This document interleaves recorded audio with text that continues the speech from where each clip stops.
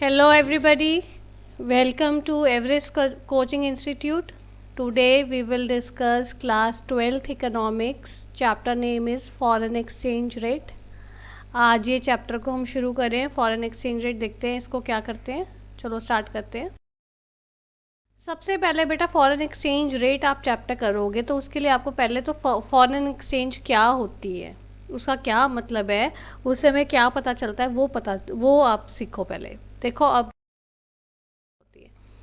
जो foreign exchange basically हम simple words में या लेमैन्स लैंग्वेज में फॉरेन एक्सचेंज को हम फॉरेन करेंसी कहते हैं. ठीक है, in simple words foreign exchange is foreign currency. जो फॉरेन करेंसी कुछ भी होती है उसको हम फॉरेन एक्सचेंज कहते हैं. Foreign exchange refers to all the currencies of the rest of the world other than the domestic currency of the country. अपनी कंट्री में जो भी डोमेस्टिक कंट्री, जिस कंट्री की भी हम बात करें, जैसे यहाँ पे इस टाइम हम लोग इंडिया में हैं तो इंडिया की बात कर रहे हैं, तो इंडियन जो गवर्नमेंट के पास जो भी करेंसी, जो भी एक्सचेंज बाकी कंट्रीज़ की है उसका हम बोलते हैं फॉरेन एक्सचेंज. ठीक है, ये जो फॉरेन एक्सचेंज है ये कहाँ होती, ये जो फॉरेन एक्सचेंज है कहाँ होती है, ये जो है आपकी सारी की सारी फॉरेन करेंसी या फॉरेन एक्सचेंज है वो central bank of the country के पास होती है. Okay, central bank of the country जो है वो एक कस्टडियन है. हमने पहले डिस्कस भी किया था सेंट्रल बैंक के फंक्शंस में. वो एक कस्टडियन है फॉरेन एक्सचेंज रिजर्व्स का. ठीक है, जो फॉरेन एक्सचेंज जितनी भी होगी इस एक कंट्री में, डोमेस्टिक कंट्री में, दूसरे देशों की, वो सारी की सारी आरबीआई के पास होती है. ठीक है, अब जो बात आती है कि स्टॉक क्या होता है, स्टॉक ऑफ फॉरेन एक्सचेंज क्या होता है. Stock of foreign exchange is nothing but the stock of all foreign currencies with the RBI or the RBI in case of India, Reserve Bank of India and Central Bank of country. So जो stock of all foreign currencies with the Reserve Bank of India at a particular point of time, हाँ ये मैंने आपके साथ पहले discuss किया stock and flow का concept. Stock के कॉन्सेप्ट में यही होता है, stock at a particular point of time.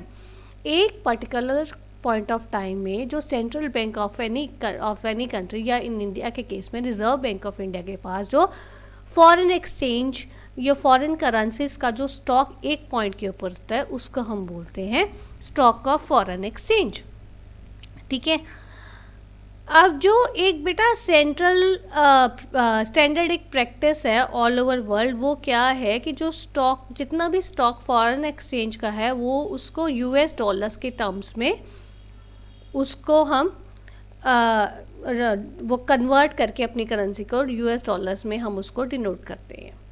ठीक है, अब जैसे अभी बात, ये तो मैंने आपको जनरल बताया, पर अगर अभी हम बात करें फॉरेन करेंसी की इंडिया के केस में क्या एग्जांपल होगी. जैसे इंडिया के बीच में फॉरेन करेंसी की एग्जांपल है येन, डॉलर, यूरो.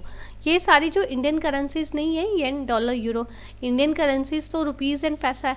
तो इंडियन रुपये और इंडियन पैसा को छोड़ के जो भी करेंसी आरबीआई के पास एक पर्टिकुलर टाइम के ऊपर होगी उसको हम बोलते हैं स्टॉक ऑफ फॉरेन एक्सचेंज. या आरबीआई के पास जो करेंसीज इंडियन रुपये और इंडियन पैसे के अलावा जो भी करेंसीज हैं उनको हम बोलते हैं फॉरेन एक्सचेंज. ठीक है, सो ये हमारा सिंपल मीनिंग है. अगर आपको आ जाता है कि फॉरेन एक्सचेंज क्या होता है तो आपको सब पता होना चाहिए फॉरेन एक्सचेंज का मतलब क्या है. अब बात आती है हमारी फॉरेन एक्सचेंज रेट की. फॉरेन एक्सचेंज तो हमने पढ़ ली, पर फॉरेन एक्सचेंज रेट क्या होता है वो भी तो हमने देखना है.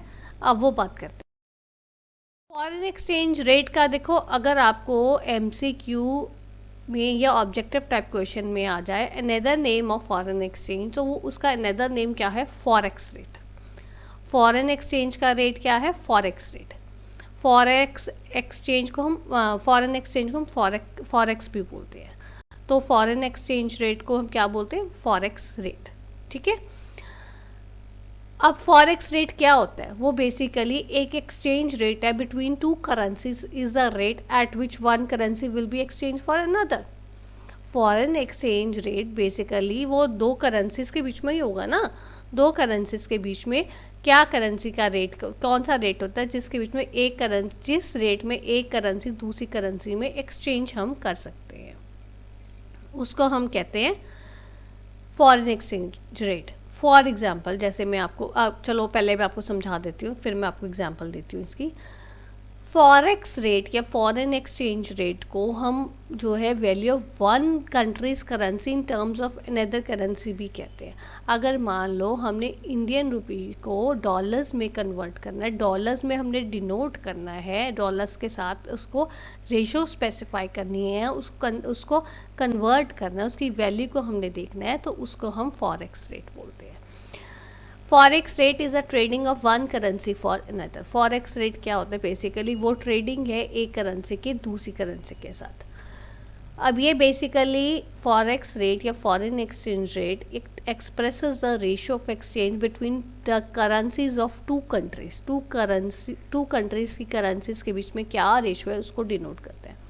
अब जैसे मान लो आज मतलब अगर आप मान लो एक जो US डॉलर है आपका, लेट फॉर एग्ज़ाम्पल अभी वो करंट डेट में 72 रुपीज़ का है, तो मीन्स आपको अगर आप 72 रुपीज़ आप देते हो, वॉट एवर जो भी स्पेसिफाइड रेट है, let for example it be 70 rupees. अगर 70 रुपीज़ से एक US डॉलर है तो आप क्या करोगे? अगर आप 70 रुपीज़ देते हो तो आपको एक US डॉलर मिलता है। इसका मतलब क्या है? जो आपकी US डॉलर की वैल्यू ज़्यादा है और इंडियन करेंसी की वैल्यू कम है, एक डॉलर को लेने के लिए आपको इंडियन 70 रुपीज़ देने पड़ते हैं। तो हम इसको ऐसे एक्सप्रेस कर सकते हैं, 1 US dollar is to 70 rupees, means एक US डॉलर जो है हमारा 70 रुपीज़ का आ रहा है। ठीक है, समझ आया? तो अब आगे हमने फॉरेन एक्सचेंज हमने पढ़ ली कि फॉरेन एक्सचेंज क्या होती है, फॉरेन एक्सचेंज रेट हमने पढ़ लिया, फॉरेन एक्सचेंज रेट क्या होता है। अब बारी आती है types of foreign exchange rate, कि कितनी तरह की फॉरेन एक्सचेंज रेट है। फॉरेन एक्सचेंज रेट हमारी दो तरह की, एक फ्लेक्सिबल एक्सचेंज रेट और एक फिक्स एक्सचेंज रेट।